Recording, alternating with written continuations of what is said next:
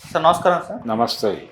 Sir heroine Sridevi గారి biopic కి బాలీవుడ్ లో ప్రయత్నాలు జరిగాయి అని చెప్పేసి గతంలో వార్తలు వచ్చాయి.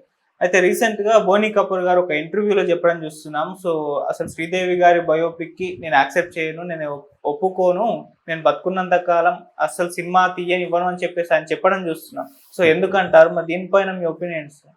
అంటే శ్రీదేవి బోనీ కపూర్ గారి భార్య మాత్రమే కాదు, ఆవిడ నటి కూడా. అవును. ఆవిడ బాలనటిగా ఆవిడ ప్రయాణం ప్రారంభమై ఆ తర్వాత ఆవిడ బాలీవుడ్కు విస్తరించి అలా నడిచింది ఆవిడ జీవితం. ఒక రకంగా ఆల్ ఇండియా సూపర్ స్టార్ లెవెల్కి వెళ్ళింది ఆవిడ. వెళ్ళి అంటే ఈ చరిత్రని చెప్పే ప్రయత్నం పబ్లిక్లో ఉంది. ఆవిడ పబ్లిక్ డొమైన్లో ఆవిడ గురించినటువంటి అనేక వార్తలు విశేషాలు ఉన్నాయి. అనేక మంది దర్శకులకి ఆవిడతో అనుభవాలు ఉన్నాయి. అంటే సెట్స్ మీద ఆవిడతో ఉన్నటువంటి ఇవి. అలాగే ఆవిడతో కొంతమంది నటీమణులకి ఘర్షణలు కూడా ఉండేవి. వాళ్ళు ఓపెన్గా మాట్లాడేస్తున్నారు అది ఇబ్బంది పడకుండా. ఆ రోజుల్లో జయప్రదకి శ్రీదేవికి పడేది కాదు. ప్రొఫెషనల్ రైవలరీ ఉండేది వాళ్ళ మధ్య, మాట్లాడుకునేవాళ్ళు కాదు.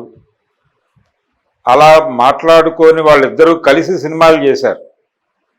తెలుగులోను హిందీలోనూ కూడా కలిసి చేశారు. చేసేటప్పుడు ఆ షార్ట్ వరకు కలిసి ఉండి ఆ షార్ట్ ఓకే అన్న మరుక్షణం టక్మని ఈవిడిటు ఆవిడటు వెళ్ళిపోయేవాళ్ళు. ఇది చాలామంది డైరెక్టర్లు, వాళ్ళిద్దరితో కలిసి పనిచేసినటువంటి చాలామంది డైరెక్టర్లు చాలా ఇంటర్వ్యూల్లో చెప్పేశారు.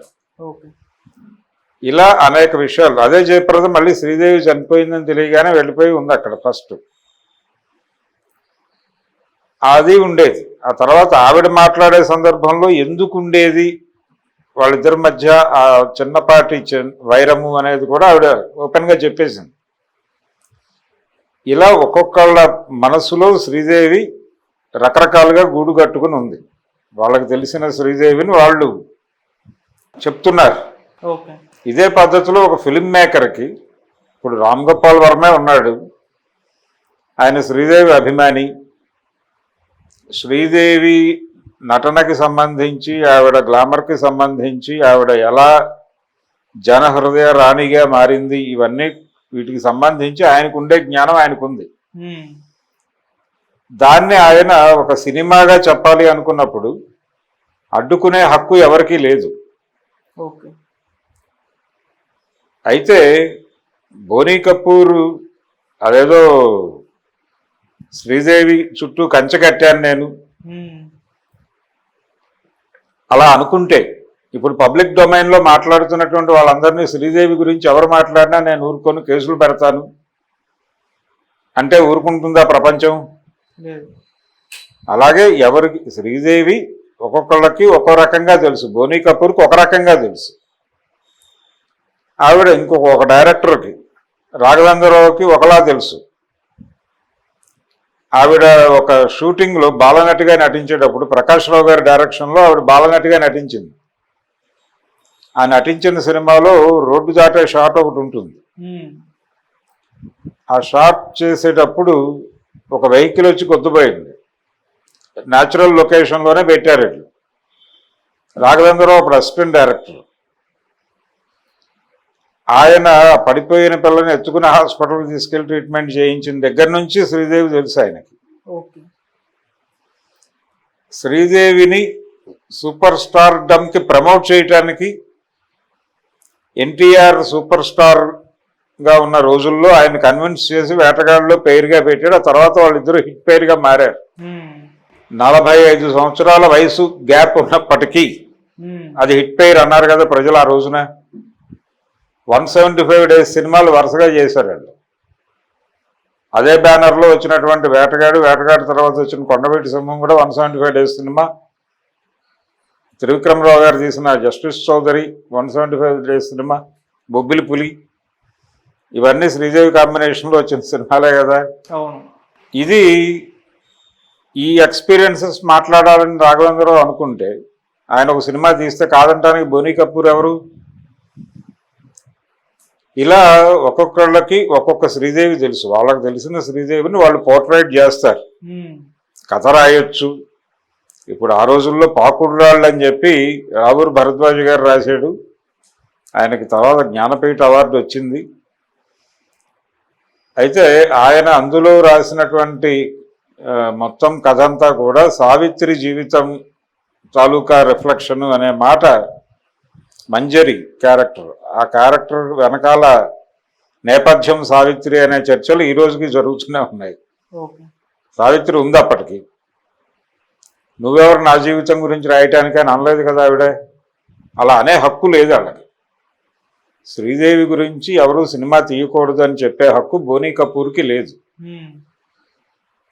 శ్రీదేవి అతనికి కేవలం భార్య. నీ ఇంటి వ్యవహారాలు ఏమైనా సినిమా తీస్తే దాని గురించి నువ్వు క్లెయిమ్ చేసుకుని గొడవపడు. సెట్స్లో ఎలా ఉండేది, ఆవిడ నటిగా ఎలా ఉండేది అని చెప్పి ఒక సినిమా పర్సనాలిటీ సినిమా తీయొచ్చు. అలా కాదు శ్రీదేవితో క్యారీ అవుతూ, అంటే ఆవిడ ఎర్లీ డేస్ నుంచి ఆవిడని గమనిస్తున్నటువంటి ఒక జర్నలిస్టు తనకు అనిపించింది ఒక పుస్తకంగా రాయొచ్చు. అదే పుస్తకాన్ని ఇంకొకడెవడో సినిమా తీయొచ్చు. అదేం తప్పేం కాదు, అది కోర్టుకు వెళ్ళినా నడవదు. అది నేను మాత్రమే, అంటే నా భార్య నా ప్రాపర్టీ అనటమే తప్పు. అసలు భార్యలు ప్రాపర్టీగా మారరు. కాబట్టి నా భార్య గురించి ఎవరు మాట్లాడకూడదు అని నిషేధము విధించడానికి ఆయనకి చట్టపరంగా కూడా హక్కు లేదు. నేను బతికుండగా తీయనివ్వను అంటే చచ్చిపోయిన తర్వాత తీయచ్చా? అంటే నువ్వేదన్నా నీ గొడవ ఏదైనా ఉందా, నీ ప్రమేయం ఏదైనా ఉందా దానిలో అని అడిగితే ఏం సమాధానం చెప్తాడు ఆయన? బోనీ కపూర్ గారు చాలా జెంటిల్గా తెలుగులో సినిమాలు తీశాడు. ఆయన హంపాంచ్ అనేటువంటి ఒక సినిమా, అంటే మనూరు పాండవులు అనే సినిమాని హిందీలో రీమేక్ చేయడం ద్వారా ప్రొడ్యూసర్గా ఎన్హాన్స్ అయ్యాడు. ఆ హంపాంచ్ అనే సినిమా బాపు గారు తీశాడు. యాక్చువల్గా అది ఒక కన్నడ సినిమా. పుట్టన్న గారు తీసినటువంటి ఒక కన్నడ సినిమాని మనూరు పాండవులు అనే పేరుతో రీమేక్ చేశాడు బాపు గారు.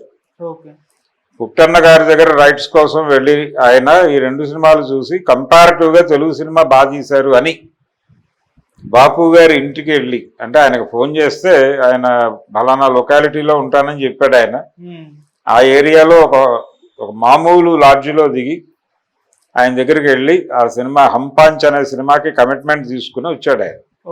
ఈ ప్రాసెస్లో వంశవృక్షం అని బాపు గారు తీస్తున్న సినిమాలో ఈయన తమ్ముడు అనిల్ కపూర్ హీరోగా యాక్ట్ చేశాడు.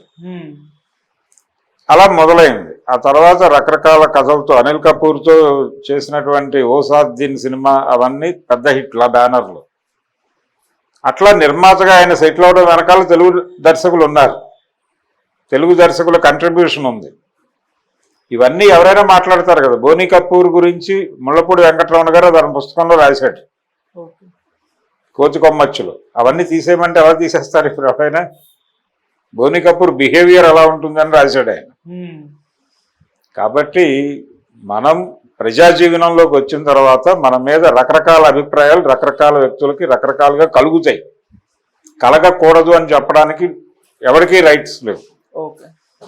విశ్వనాథ్ సత్యనారాయణ గారు తన ఆత్మకథని 22-30 ఏళ్ల లోపు వరకు రాసి ఆపేశాడు. ఎందుకు మీరు దాన్ని కొనసాగించలేదు అంటే ఆయన చెప్పిన సమాధానం ఏమిటంటే, అప్పుడు ఇక్కడి నుంచి నేను ప్రజా జీవనంలోకి వచ్చాను, అంటే సాహిత్య రంగంలో కానీ మరో చోట కానీ నేను నా అభిప్రాయాలు నచ్చని వాళ్ళు చాలామంది ఉన్నారు. వాళ్ళతో నేను సంఘర్షించాను, గొడవలు పడ్డాను, తిట్టుకున్నాను. వాళ్ళు నన్ను తిట్టారు, నన్ను విమర్శించారు, నేను వాళ్ళని విమర్శించాను. రకరకాలుగా జరిగింది. ఇప్పుడు నేను చెప్తే వన్ సైడ్ అవుతుంది. అది నాకు ఇష్టం లేదు. నేను ప్రజల్లో ఉన్నా, ఇక్కడ వరకు ఏం జరిగింది అనేది మాత్రం తెలిస్తే చాలు.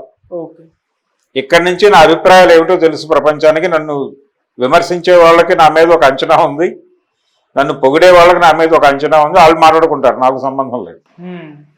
అందుకని ఇక్కడి నుంచి రాయాల్సిన అవసరం లేదు అనుకుని నేను రాయటం లేదు అన్నాడు. అదొక స్ట్రాటజీ. అంతే తప్ప అంతటి వాడే ఒప్పుకున్నాడు. కృష్ణా సత్యనారాయణ గారు లాంటి వాళ్ళే ప్రపంచం ఏదైనా మాట్లాడటానికి హక్కు ఉంది అని అంగీకరించి ఆ మాట అన్నాడు ఆయన. కాబట్టి బోనీ కపూర్ నా పెళ్ళాం గురించి ఎవరు మాట్లాడకూడదు, ఇది నా ప్రాపర్టీ అని మాట్లాడితే కుదరదు. ప్రపంచం అంగీకరించదు. ఆవిడ్ని ఆ మేరకు కుదించడాన్ని అసలు అంగీకరించరు. అందుకని ఆ స్టేట్మెంట్ విత్డ్రా చేసుకోవడం గౌరవప్రదం ఆయనకి. Okay sir, thank you so much. Thank you.